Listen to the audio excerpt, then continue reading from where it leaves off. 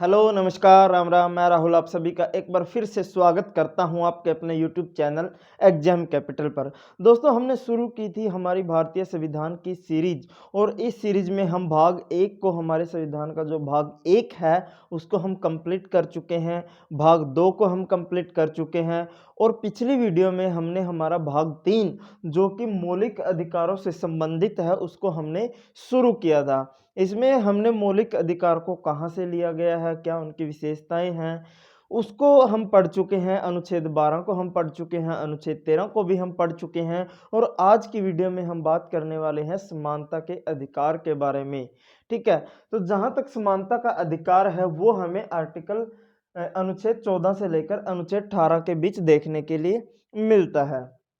जो हमारा स्वतंत्रता का अधिकार है वो हमें अनुच्छेद 19 और अनुच्छेद 22 तक, अनुच्छेद 19 से 22 तक हमें देखने को मिलता है।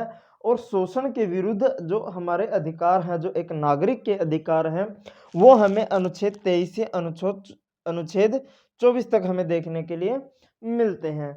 और जहाँ तक धर्म की स्वतंत्रता के अधिकार हैं, एक व्यक्ति जो अपनी धार्मिक आस्था रखता है, जो किसी भी धर्म को अपना सकता है, किसी भी धर्म के प्रति अपनी भावना को व्यक्त कर सकता है, उसके जो अधिकार हैं वो हमें अनुच्छेद 25 से अनुच्छेद 28 तक देखने के लिए मिलते हैं। समानता का अधिकार अनुच्छेद 14 से अनुच्छेद 18 तक, स्वतंत्रता का अधिकार अनुच्छेद 19 से अनुच्छेद 22 तक, शोषण के विरुद्ध जो अधिकार है एक नागरिक के वो हमें अनुच्छेद 23 से अनुच्छेद 24 तक देखने के लिए मिलते हैं।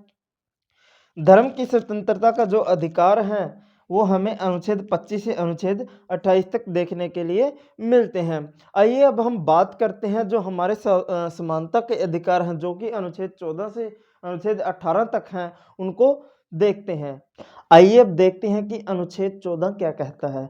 अनुच्छेद 14 के अंदर मैंने यहाँ पर दो बातें लिखी हुई है, एक है इक्वालिटी बिफोर लॉ और दूसरी है equality protection of law. Equality before law का मतलब होता है कानून के समक्ष समानता। यह बेसिकली ब्रिटेन के अंदर देखने को मिलता है, यूके में देखने को मिलता है।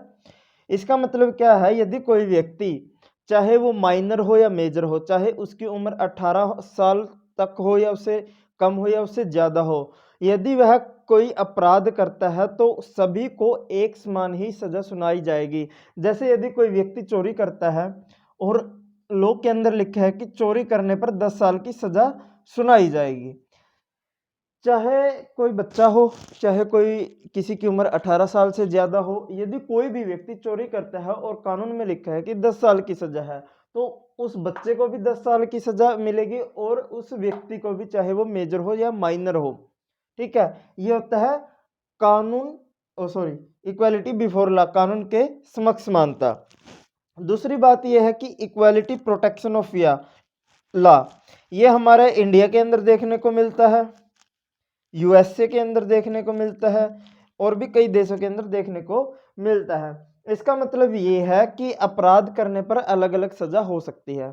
यदि कोई व्यक्ति मान के चलो चोरी ही करता है, एक है माइनर कोई बच्चा है और एक है 20 साल का व्यक्ति, ये चोरी करता है तो इसको अलग सजा मिलेगी और अगर ये व्यक्ति जो 20 साल का है या इससे ज़्यादा का है इसको अलग सजा मिलेगी। इसका मतलब है इक्वालिटी प्रोटेक्शन ऑफ लॉ, कानून के समान संरक्षण। इक्वालिटी बिफोर लॉ, चाहे कोई भी व्यक्ति हो, चाहे कोई बच्चा हो, चाहे कोई महिला हो, चाहे कोई बूढ़ा हो, बुढ़िया हो, कोई भी हो, उसको वही सजा मिलेगी जो कानून के अंदर लिखा है, चाहे कोई भी हो। लेकिन जो इक्वालिटी प्रोटेक्शन ऑफ लॉ है, कानून के समान संरक्षण है, उसको अलग अलग सजा हो सकती है। ये हमें इंडिया के अंदर, यूएसए के अंदर देखने को मिलता है। और ये जो इक्वालिटी बिफोर लॉ है ये हमें यूके यानी कि ब्रिटेन यानी इंग्लैंड के अंदर देखने को मिलता है। ठीक है, ये था हमारा अनुच्छेद 14, equality before law, equality protection of law. ठीक है, ज्यादा चिंता करने की जरूरत नहीं, बहुत आसान है। आइए अब देखते हैं कि अनुच्छेद 15 क्या कहता है। अनुच्छेद 15 कहता है कि सरकार जनता के साथ रंग, जाति, धर्म, वंश, लिंग, जन्म स्थान आदि के आधार पर भेदभाव नहीं कर सकती। कि जो सरकार है वो किसी भी व्यक्ति, किसी भी नागरिक, किसी भी महिला, किसी भी बच्चे के साथ रंग, जाति, धर्म, वंश, लिंग, जन्म स्थान आदि के आधार पर भेदभाव नहीं कर सकती। ये कौन कहता है? अनुच्छेद 15। हम लोग क्या पढ़ रहे हैं? समानता का अधिकार, जो कि अनुच्छेद 14 से अनुच्छेद 18 तक दिया गया है। अनुच्छेद 14 हम पीछे पढ़ चुके हैं और ये अनुच्छेद 15 है। ठीक है, अब आइए देखते हैं कि अनुच्छेद 16 क्या कहता है। अनुच्छेद 16 जो कहता है कि लोक नियोजन की समानता। लोक नियोजन की समानता का मतलब है कि जितनी भी सरकारी नौकरी हैं, जितनी भी सरकारी नौकरी हैं, उनके अंदर सरकार किसी प्रकार का कोई भेदभाव नहीं कर सकती। सभी को समान रूप से अवसर प्रदान किए जाएंगे, चाहे वो रंग हो, जाति हो, धर्म हो, वंश हो, जन्म के आधार पर ही नहीं बल्कि किसी भी आधार पर भेदभाव नहीं कर सकती, किसी भी आधार पर अयोग्य नहीं ठहरा सकती। इसलिए अनुच्छेद 16 ये कहता है कि लोक नियोजन में समानता, जितनी भी नौकरियां हैं, जितनी भी सरकारी नौकरियां हैं, सभी में समान रूप से सभी व्यक्तियों को समान समझा जाएगा, किसी के साथ कोई भी भेदभाव नहीं किया जाएगा। ये कौन कहता है? अनुच्छेद 16। आइए बात करते हैं कि अनुच्छेद 17 क्या कहता है। अनुच्छेद 17 के अकॉर्डिंग, जो अनुच्छेद 17 कहता है कि अस्पृश्यता मतलब छुआछूत का अंत, कि हमारे पूरे देश के अंदर अनुच्छेद 17 के अकॉर्डिंग जो छुआछूत के आधार पर, जो अस्पृश्यता के आधार पर भेदभाव किए जाते थे, उसके ऊपर पूरी तरह से रोक लगा दी गई है। उसके आधार पर हम अब भेदभाव नहीं कर सकते। अगर इससे संबंधित, इससे मिलता जुलता कोई भी ऐसा शब्द है जो हमारे संविधान के अंदर नहीं है, हालांकि संविधान के अंदर इसको परिभाषित नहीं किया गया है, ठीक है, लेकिन अगर इनसे मिलता जुलता कोई ऐसा शब्द है जो छूट गया हो, तो उसके आधार पर भी हम भेदभाव नहीं कर सकते। तो अनुच्छेद 17 यही कहता है कि छुआछूत का जो भेदभाव होता था उसको पूरी तरह से बंद कर दिया गया है।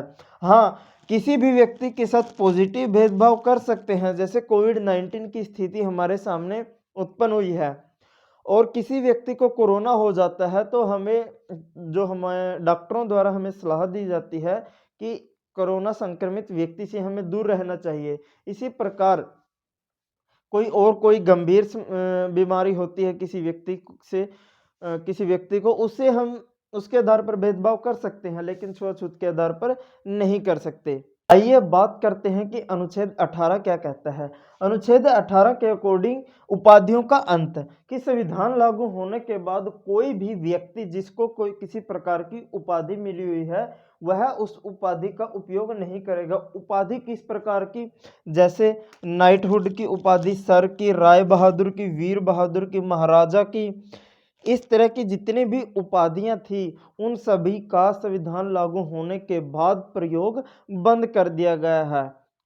हाँ, यदि राष्ट्रपति के द्वारा कोई उपाधि दी जाती है, कोई सम्मान दिया जाता है, उसको लिया तो जा सकता है लेकिन उसका प्रयोग नहीं किया जा सकता है। यदि किसी व्यक्ति की कोई शैक्षणिक योग्यता है या सेना की तरफ से कोई विशेष रैंक दिया जाता है, जैसे शैक्षणिक योग्यता कोई डॉक्टर है, कोई प्रोफेसर है, सेना की तरफ से रैंक दिया जाता है, मेजर का है, कैप्टन का है, कर्नल का है, या और किसी भी प्रकार का कोई रैंक दिया जाता है, उनका प्रयोग कर सकते हैं। लेकिन जो भी ये उपाधियां थी, नाइटहुड, सर, राय बहादुर, वीर बहादुर, महाराजा या और भी कोई भी उपाधि, संविधान लागू होने के बाद उन सभी का प्रयोग निषेध कर दिया गया है, बिल्कुल पूरी तरह से बंद कर दिया गया है। लेकिन यदि राष्ट्रपति के द्वारा कोई उपाधि दी जाती है, कोई सम्मान दिया जाता है, उसको लिया तो जा सकता है, लेकिन उसका नाम के आगे प्रयोग नहीं कर सकते। हाँ, यदि कोई व्यक्ति की कोई शैक्षणिक योग्यता है, जैसे कोई डॉक्टर है, पीएचडी किया हुआ है, कोई प्रोफेसर है, ठीक है, किसी व्यक्ति को सेना की तरफ से सम्मान दिया गया है, मेजर का है, कर्नल का है, या और भी है, जितने भी है, कर्नल, कैप्टन, जो भी है, कोई सम्मान दिया जाता है, उसका प्रयोग कर सकते हैं। तो ये थे समानता के अधिकार, जो कि अनुच्छेद 14 से अनुच्छेद 18 तक दिए गए थे। हमने समानता के अधिकार को आज पूरी तरह से पढ़ लिया है। अगली वीडियो में हम बात करेंगे स्वतंत्रता के अधिकार के बारे में, जो कि बहुत ही ज़्यादा इम्पोर्टेंट है। जो अनुच्छेद 19 से अनुच्छेद 22 तक हमें देखने को मिलता है। तब तक के लिए बाय, थैंक यू, जय हिंद, भारत माता की जय।